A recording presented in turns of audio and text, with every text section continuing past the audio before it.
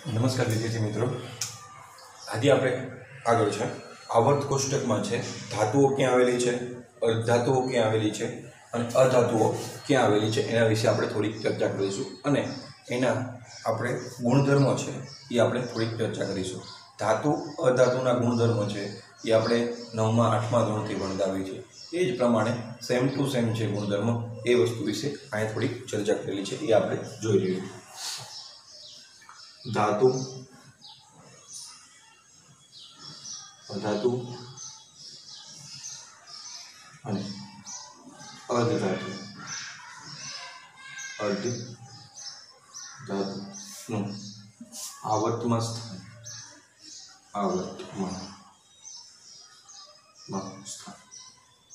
એટલે કઈ જગ્યાએ આવેલા છે।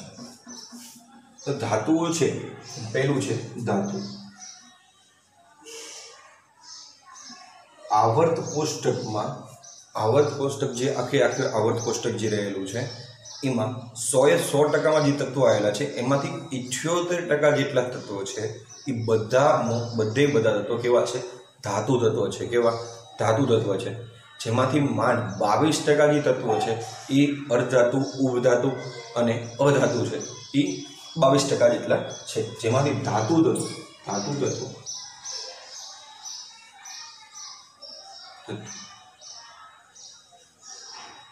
आधुनिक आवर्त कोष्टक में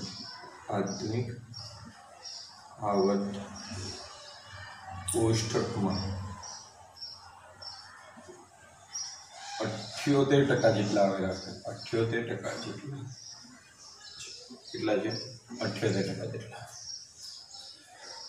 धातु छे, धातु छे ए सामान्य रीते केवा स्वरूपमां होय छे?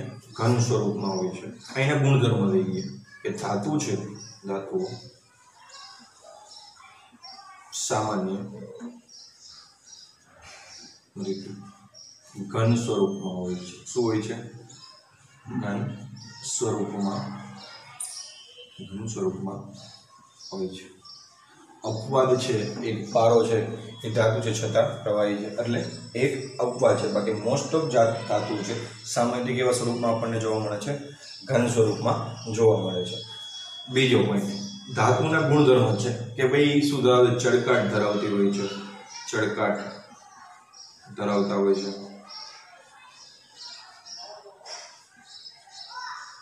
बीजું खबर छे કે ટીપાઉપણાનો ગુણધર્મ ધરાવતા હોય છે।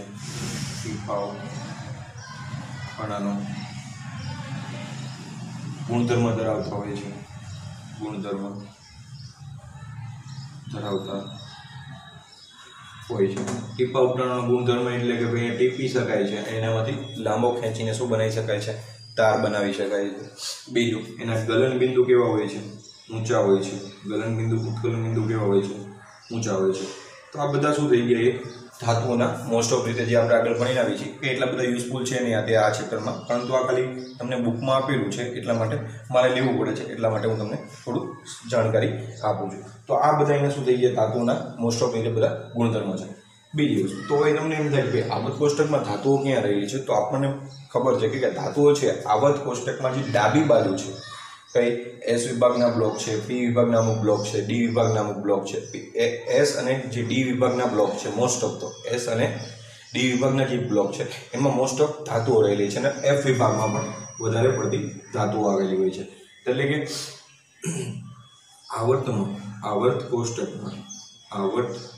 કોષ્ટકમાં ડાબી બાજુએ धातु तत्व रहेला होय छे। धातु तत्व रहेला होय छे।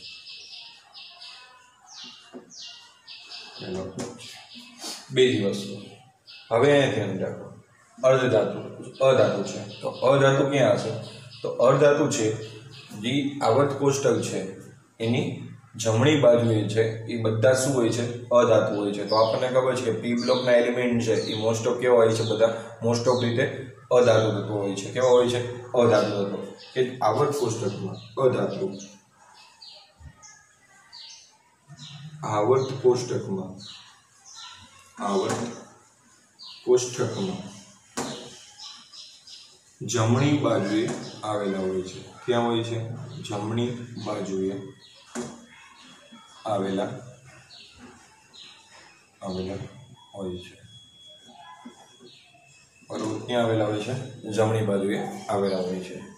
બીજી વસ્તુ, તમને ઘણી વખત એમ થાય કે ભાઈ ધાતુઓમાંથી ડાયરેક્ટ કંઈ અધાતુ તત્વ આવી જતા કે ધાતુ તત્વ ડાબી બાજુ છે, ડાયરેક્ટ પછી જમણી બાજુ જાઓ એટલે જમણી બાજુ છે એ બધા કેવા તત્વો આવી જતા હશે કે ભાઈ તમને એમ થાય કે બધા અધાતુ આવી જશે. ના, એવું નથી. તો જે વચ્ચેનો પાર્ટ છે એમાં ધીમે ધીમે ધાતુ તત્વની છે સક્રિય તત્વ, ધાતુ તત્વ છે એની સક્રિય તત્વતા ઓછી થતી જાય અને ધીમે ધીમે શું થતું જાય કે અધાતુ તત્વ આવી જાય. તો આપણને ખબર છે, મેં તમને એ વખતે પણ કીધું કે ઉપરથી નીચે જશો, ઉપરથી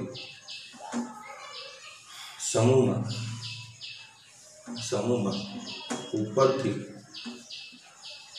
નીચે જતી તરફ નીચે જતા શું થાય છે? નીચે જતા આવત જતા ઘાતવીય ગુણધર્મમાં શું થાય છે? વધારો થાય છે. ગુણધર્મમાં વધારો થાય છે. એટલે કે થાય છે કે તમે જેમ જેમ આવર્તમાં છે, જે આવર્ત છે એમાં સમૂહમાં ઉપરથી જેમ નીચે જાઓ છો, જેમ સમૂહમાં ઉપરથી નીચે જાઓ તેમ જે તત્વો આવતા હશે તેમ એ જે બધા તત્વો છે તે સૌથી જે નીચે તત્વો આવશે એ મોસ્ટ ઓફ રીતે ધાતુઓના બધા ગુણધર્મોને છે એ અનુસરતો હશે. પહેલું છે થોડુંક ઓછું અનુસરતું હશે, બીજું એના કરતાં થોડુંક વધારે, ત્રીજું એના કરતાં થોડુંક વધારે, ચોથું એના પણ કરતાં વધારે, પાંચમું છે એ સંપૂર્ણ રીતે જે તત્વ આવતું હશે મોસ્ટ ઓફ બને ત્યાં સુધી 99-98% છે એ ધાતુના ગુણધર્મ ધરાવતા જેવા તત્વો અંદર તમને જોવા મળશે. તો એક ડેફિનેશન છે કે ભાઈ આવર્તમાં આવર્ત કોષ્ટક છે એમાં સમૂહમાં ઉપરથી નીચે જશો તો એના ઘાતવીય ગુણધર્મમાં શું થતો જોવા મળશે? તમને વધારો થતો જોવા મળશે. જ્યારે આવર્તમાં ડાબીથી જમણી તરફ જશો, જમણી તરફ એટલે કે આડી લાઈન, આ કેવી લાઈન? ઊભી લાઈન. ડાબીથી જમણી તરફ જશો તો અઘાતવીય ગુણધર્મમાં વધારો થશે. શું થશે? અઘાતવીય ગુણધર્મમાં વધારો થાય છે. ગુણધર્મમાં વધારો થાય છે. એટલે કે ભાઈ તમે લિથિયમથી છે તમે નિયોન તરફ જશો, બરોબર? લિથિયમથી નિયોન તરફ જશો તેમ ધાતુ છે, ધાતુ આવતી હશે પરંતુ એ થોડોક ધીમે ધાતુ તત્વો છે પોતાના ગુણધર્મ ગુમાવતા તત્વો છે એના ગુણધર્મ ધાતુ જેવા હશે, પણ જેમ આગળ જતા જશો તેમ ધાતુ તત્વો જે હશે એ ધીમે ઓછી થતી જશે. અને જેમ તમે આગળ વધશો, જેમ તમે જમણી તરફ જશો તેમ બધા તત્વો છે જે તત્વો આવતા હશે એ બધા કેવા ગુણધર્મો ધરાવતા હશે? અધાતુ જેવા. કેવા ગુણધર્મો ધરાવતા હશે? અધાતુ જેવા. એટલે કે ડાબીથી તમે જમણી તરફ જશો તેમ જે તત્વો આવતા હશે એ બધા તત્વો કેવી રીતે વર્તા જશે? ધીમે અધાતુ જેવા તત્વો તમને વર્તા જોવા મળશે, બરોબર? તો આ એક એની સિમ્પલ ડેફિનેશન હતી કે આવર્ત સમૂહમાં ઉપરથી તમે નીચે તરફ જાઓ છો ત્યાં એના ધાતુ છે એના ગુણધર્મો કેવા થતા જાય છે? વધતા જાય છે. અને આવર્તમાં છે તમે ડાબીથી જમણી તરફ જશો તો તેના અઘાતવીય ગુણધર્મ વધારો થશે. તો આ બે વસ્તુ અહીંયા હતી. તો હવે તમને એમ થાય અધાતુ ક્યાંથી? તો અધાતુ છે કે આ બંને વચ્ચે ધાતુ અને અધાતુ વચ્ચે જે વચ્ચે રહેલી હશે અમુક જગ્યાએ એ બધી વસ્તુ શું હોય એ મોસ્ટ ઓફ જે થોડી ઘણી જે હોય છે એને શું કહેવામાં આવે છે? અર્ધધાતુ કહેવામાં આવે છે. તો ધાતુ છે એના ઘણા ગુણધર્મો છે કે વીજ અને ઉષ્માનું શું છે? સુવાહક છે. જ્યારે અધાતુ છે વીજ અને ઉષ્માનું શું છે? અવાહક છે. તો આ બંને વચ્ચેના જે ગુણધર્મ ધરાવતા હશે તો એ કેવા હશે? અર્ધધાતુ તત્વ હશે. તો સિલિકન ને આ બધા શું છે? સિલિકન, જર્મેનિયમ બધા શું છે? આ અર્ધધાતુ તત્વ છે. એના વિશે આપણે 12 સાયન્સમાં આપણે થોડી વધારે ચર્ચા કરવાની આવશે. અહીંયા આટલું બધું એનું કંઈ આવતું ચર્ચા કરવાનું આવતું નથી. આ જે પોઈન્ટ છે કે એટલો બધો ખાસ નથી પણ તમારી બુકમાં લીધેલો છે એટલા માટે તમારે લેવામાં આવેલો છે. હવે ધીમે આગળ આપણે આવર્ત કોષ્ટકમાં છે જે આ બધા તત્વો આપેલા છે, જે તત્વો છે અંદર આવર્ત કોષ્ટકની અંદર રહેલા એ તત્વોના આપણે ગુણધર્મ વિશેની આપણે થોડી ચર્ચા કરીશું કે ભાઈ સમૂહમાં ઉપરથી નીચે તરફ જતા ગુણધર્મમાં શું ફેરફાર થાય છે, ડાબીથી જમણી તરફ જતા આવર્ત કોષ્ટકમાં જે તત્વો રહેલા છે એમાં શું ફેરફાર થાય છે એના વિશે આપણે થોડી ચર્ચા કરીશું. તો એનું જે નવો પોઈન્ટ છે આવર્તનીય ગુણધર્મો એવો એક વલણ એવો એક નવો ટોપિક અંદર છે એ આપણે અહીંયા જોઈશું.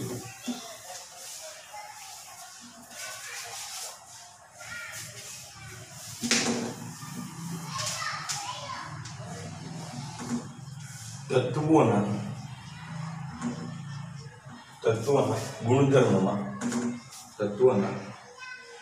ગુણધર્મોમાં આવર્તીય વલણ.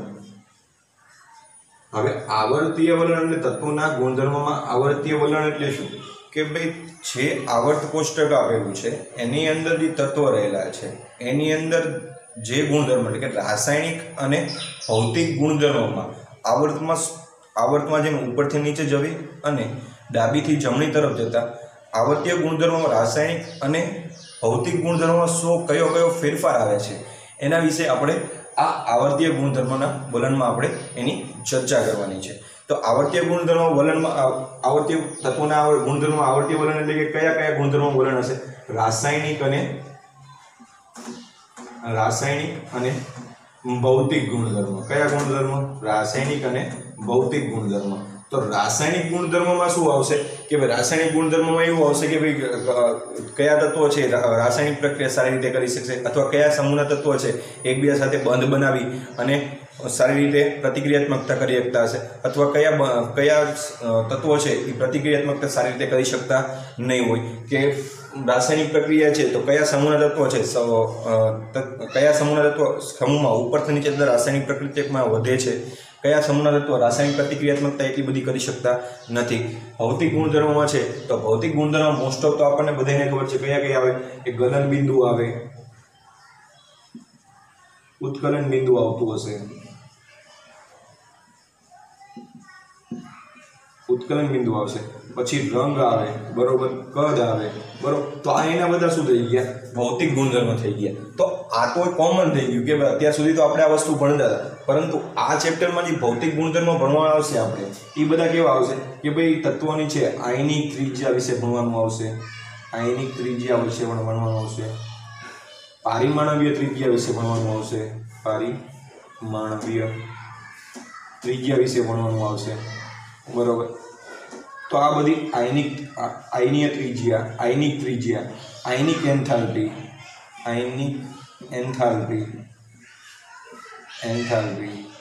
વિદ્યુત ઋણતા, ઇલેક્ટ્રોન પ્રાપ્તિ એન્થાલ્પી,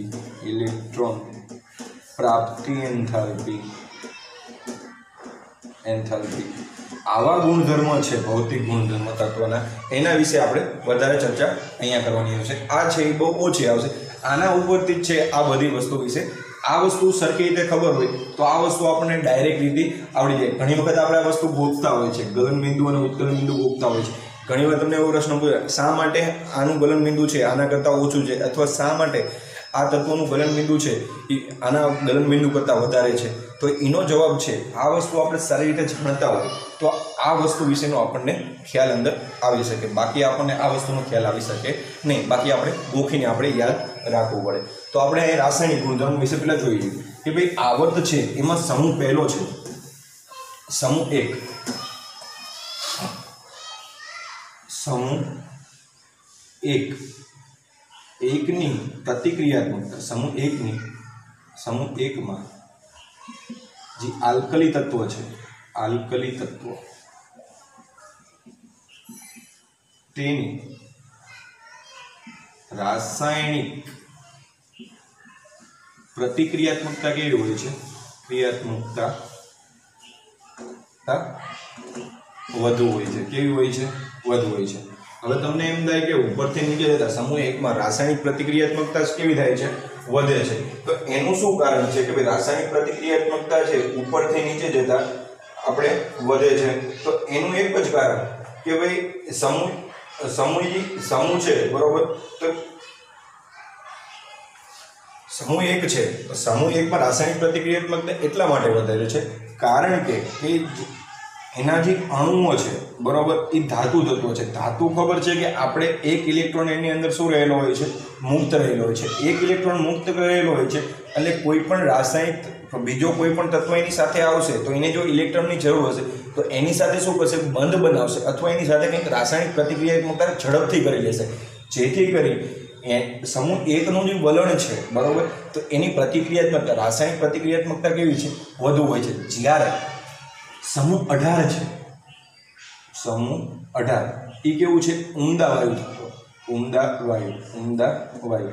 તો આપણને ખબર છે કે ભાઈ આ જે સમૂહના જે તત્વો છે એ કોઈની સાથે રાસાયણિક પ્રતિક્રિયાત્મકતા કરતા નથી. બહુ રેર કેસમાં 12મા ધોરણમાં ભણશો કે સમૂહ 18ના તત્વો કંઈક રાસાયણિક પ્રક્રિયા દર્શાવે છે. એ રેર કેસમાં, બહુ જ ઓછા કેસમાં 0.1 કેસ 0.1% છે એ કદાચ 18મા સમૂહની કંઈક તત્વ છે એ રાસાયણિક પ્રક્રિયા કરતા હશે, બાકી કરતા હશે નહીં. એનું પણ કારણ કે શા માટે નથી કરતા, કારણ કે આપણને ખબર છે કે નિયોન બરોબર એની ઇલેક્ટ્રોન રચના જોવો આપણે 2 8 બરોબર. તો એની જે છેલ્લી કક્ષામાં ઇલેક્ટ્રોન છે એ પૂર્ણ છે બરોબર. એને એક પણ ઇલેક્ટ્રોન લેવાની પણ નથી જરૂર અને એક ઇલેક્ટ્રોન દેવાની પણ નથી જરૂર. પોતાનો જે છે એ સ્ટેબલ છે બરોબર, કે ભાઈ મારે કોઈને ઇલેક્ટ્રોન દેવો પણ નથી અને લેવો પણ નથી. હું મારી રીતે કેવો છું, ખુશ છું. જો હું દઈશ તો પણ મારી સ્થાયીતા ખૂટશે અને હું કોઈની પાસે લઈશ તો પણ મારી પાસે કેવું થઈ જશે, વધારે આવી જશે. તો પણ મારી જે તત્વ છે હું મારી શું કહેવાય સ્થાયીતા હું ગુમાવી બેઠીશ.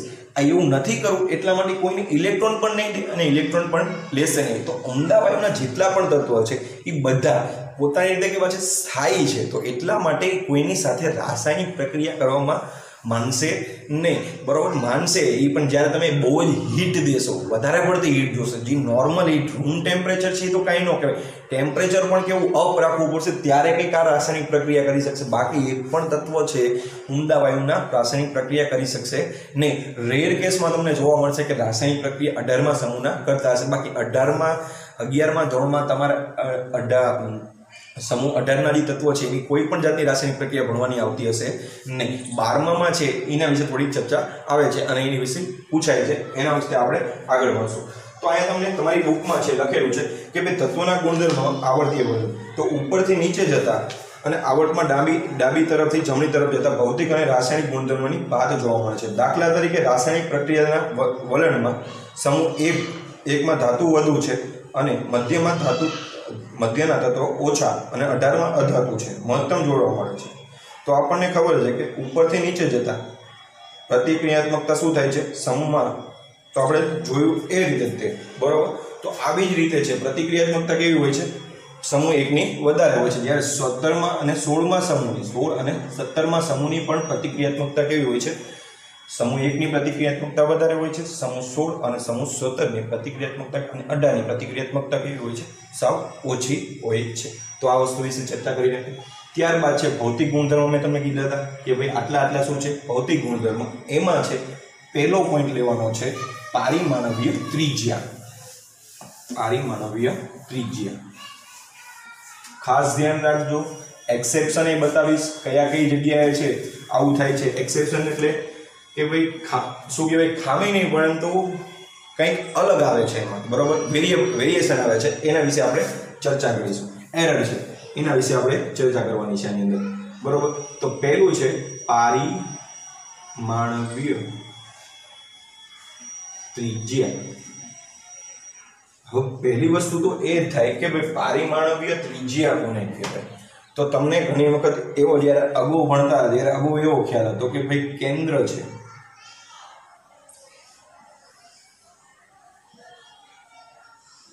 કેન્દ્રથી પહેલી ડેફિનેશન એવી હતી કે ભાઈ શરૂઆતમાં પારિમાણિક કેન્દ્રથી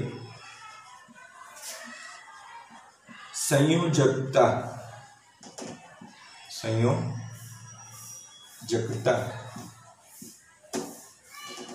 કક્ષામાં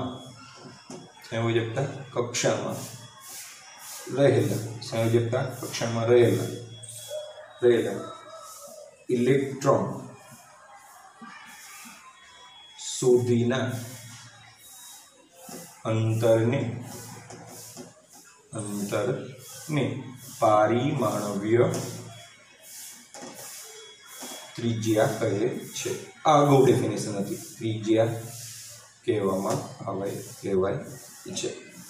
બરાબર કે ભાઈ કેન્દ્રથી જે સંયોજકતા કક્ષામાં જે છેલ્લો ઇલેક્ટ્રોન આવેલો છે એના સુધીના અંતરને શું કહેવામાં આવે છે? પારિમાણિક ત્રિજ્યા કહેવાય છે. એ આપણે આવું બધું અગાઉના ધોરણના ભણતા.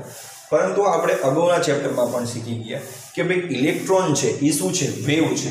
તો વેવ હોય તો ઇલેક્ટ્રોન તો આવી રીતે ગતિ કરતો હશે.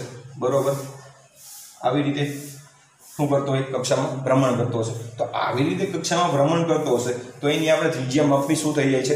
અશક્ય બની જાય. ઘણી વખત અહીંયા આ પોઈન્ટ હોય તો આથી બદલાઈ જાય, આ બદલાઈ જાય. તો ભાઈ આ વસ્તુ તો આપણે આવી રીતે આની છે ડેફિનેશન આપી શું બને છે? ખોટી બને છે. તો બરોબર, તો અત્યારની નવી ડેફિનેશન આપણે કઈ રીતે આપી શકીશું? તો નવી ડેફિનેશન આપવા માટે આપણે કંઈક અલગ કરવું પડશે. તો એ નવી ડેફિનેશન આપતા છે બધા વૈજ્ઞાનિકો ભેગા મળીને કંઈક અલગ નથી કર્યું. તો ભાઈ પારિમાણિક ત્રિજ્યા છે એમાં ઘણી ત્રિજ્યાઓ છે. ત્રિજ્યાને આ રીતે મેં વહેંચી નાખી. પારિમાણિક ત્રિજ્યા એમાં છે ઘણી ત્રિજ્યાઓને સમાવેશ કર્યો. એમને પહેલી ત્રિજ્યા સમાવેશ કરી સહસંયોજક ત્રિજ્યા. સહસંયોજક ત્રિજ્યા. પછી એમને ઘાતવીય ત્રિજ્યા.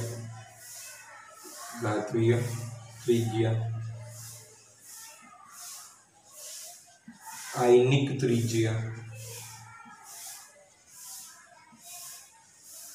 અને વાન ડર વાલ્સ ત્રિજ્યા. આના વિશે અંદર ચર્ચા કરી કે ભાઈ સહસંયોજક પારિમાણિક ત્રિજ્યાને ડેફિનેશન આપવા માટે આ ચારે ચાર અને અલગ અલગ ત્રિજ્યા વિશે માહિતી આપી. બરોબર, સહસંયોજક ત્રિજ્યા એટલે પહેલી વસ્તુ અહીંયા ત્રિજ્યા વિશે માહિતી આપી કે સહસંયોજક એટલે કોઈ પણ જે બે પરમાણુ હોય છે, બે પરમાણુ. બરોબર, માની લો કે એક પરમાણુ છે. સહસંયોજક બંધ. સહસંયોજક બંધ એટલે કે ઇલેક્ટ્રોનની ભાગીદારી દ્વારા જે બંધ બનતો હોય એને શું કહેવામાં આવે છે? સહસંયોજક બંધ કહેવામાં આવે છે. તો માની લો કે ઇલેક્ટ્રોનની ભાગીદારી દ્વારા આ કંઈક બંધ બને છે. આ બંધ, આ પરમાણુ એ છે અને આ પરમાણુ એ છે, એટલે કે A2 કંઈક અણુ છે. બરાબર, તો એની પારિમાણિક ત્રિજ્યા એટલે આ જે A છે એનાથી એ વચ્ચેનું અંતર જે છે એને શું કીધી? એને કીધી સહસંયોજક ત્રિજ્યા. અને આ સહસંયોજક ત્રિજ્યાને શું કહેવામાં આવી? પારિમાણિક ત્રિજ્યા કહેવામાં આવી. એટલે કે ભાઈ જે આ બંધ છે કે એ જે અણુ, જે પરમાણુ છે અને આ બીજો એ પરમાણુ છે, એમના કેન્દ્ર વચ્ચેના જે અંતર છે, જે આ કેન્દ્ર વચ્ચેનું જે અંતર છે એને શું કીધું? એને સહસંયોજક ત્રિજ્યા કહેવામાં આવે. અને આ સહસંયોજક ત્રિજ્યા એને શું કીધી છે? કે પારિમાણિક ત્રિજ્યા પણ કહેવામાં આવે છે. એટલે કે ભાઈ એને નવી ડેફિનેશન આવી કે બે અઘાતવીય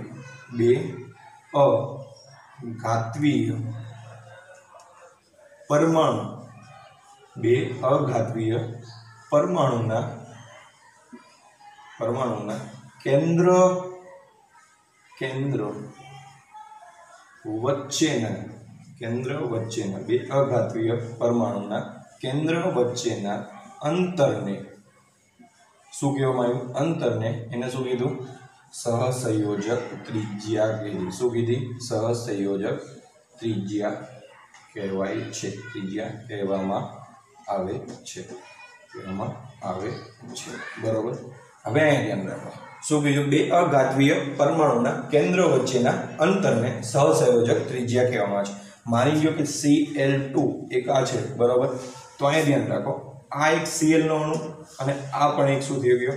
Cl નો અણુ. વન એક બંધથી શું કરી? બંને ભાગીદારી કરી. હવે ભાગીદારી કરી તો આ બે Cl2 છે તો જે એકલ બંધ હશે, કેવો? ડબલ બંધ નહીં, પરંતુ મોસ્ટ ઓફ એકલ બંધ જે ધરાવતા હશે, એક બંધ હોય તો એની આપણે ત્રિજ્યા નક્કી કરી શકવી છીએ. તો આપણને ખબર Cl2 છે એ કઈ રીતે જોડાયેલો છે?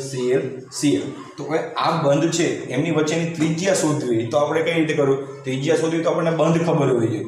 બરોબર, બંધનું અંતર આપણને ખબર હોવી જોઈએ અથવા આપણને એમની ત્રિજ્યા આપણને ખબર હોવી જોઈએ. તો ત્રિજ્યા નક્કી કરવી હોય તો આપણે શું કરીશું કે ભાઈ અહીંથી અહીંયા સુધીનું અંતર અને અહીંથી અહીંયા સુધીનું અંતર, એટલે કે આ બે Cl અને જે Cl પરમાણુ છે એમને બેને શું કહીએ? કેન્દ્રને આપણે શું કરી દઈશું? જોડી દઈશું. એટલે કે આ Cl નું અંતર DCl પ્લસ DCl એટલે કે આથી અહીંથી અહીંયા સુધીનું અંતર અને અહીંથી અહીંયા સુધીનું અંતર એટલે કે ડિસ્ટન્સ Cl અને ડિસ્ટન્સ Cl ભાગ્યા 2 એટલે કે જે આ બે પરમાણુ વચ્ચેનું જે અંતર છે બરોબર કેન્દ્ર વચ્ચેનું જે અંતર છે એને ભાગ્યા 2 કરો એટલે આપણને ત્રિજ્યા મળી જશે.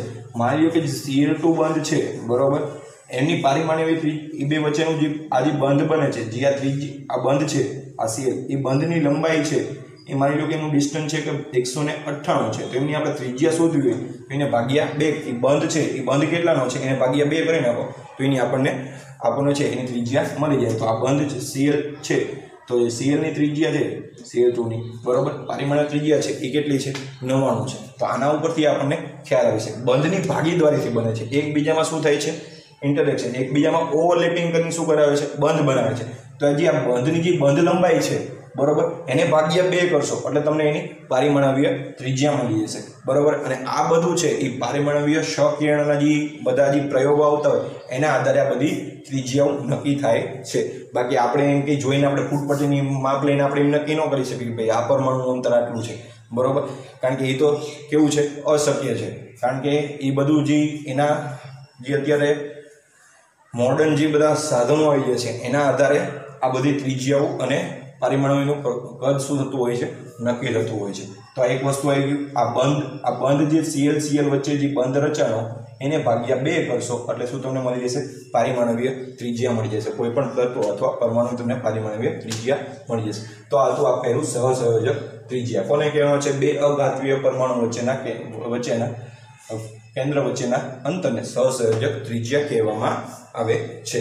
ઘાતવીય ત્રિજ્યા કોને કહેશું ઘાતવીય બંધ એટલે ઘાતવીય ત્રિજ્યા નક્કી તો આપણને ખબર છે કે ધાતુ તત્વો હોય તો એકબીજાથી શું હશે નજીક શું હશે ગોઠવાયેલા હશે 1D માં હશે 2D માં હશે 3D માં હશે બરોબર આવી રીતે હશે. હવે તમને એમ થતું હશે આ કઈ રીતે બંધ ધરાવતું તો આપણને ખબર છે કોઈ પણ જે ધાતુ છે એની પાસે એક મુક્ત ઇલેક્ટ્રોન હોય બધા ધાતુઓ પાસે શું હોય છે અંદર મુક્ત ઇલેક્ટ્રોન રહેલા હોય છે. તો આ મુક્ત ઇલેક્ટ્રોન હોય છે માની લો કે આ મુક્ત ઇલેક્ટ્રોન છે આવી રીતે એના દ્વારા બંધ બનતો હોય છે ઘાતવી બંધ. તો આની પાસે મુક્ત ઇલેક્ટ્રોન છે આની પાસે પણ એક મુક્ત ઇલેક્ટ્રોન છે વચ્ચે પ્લસ પાર છે. તો હવે ધ્યાન રાખો આ ધનભાર જો આવી રીતે જોડાયેલો હોય તો આ ધનભાર છે આ ઇલેક્ટ્રોનને પોતાની તરફ પણ ખેંચતો હોય અને આ ઇલેક્ટ્રોન પણ પોતાની તરફ ખેંચતો હોય.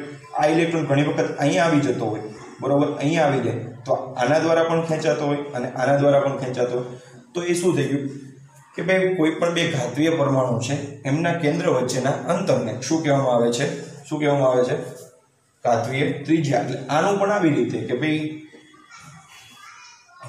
ઘાતવીય ત્રિજ્યા બરાબર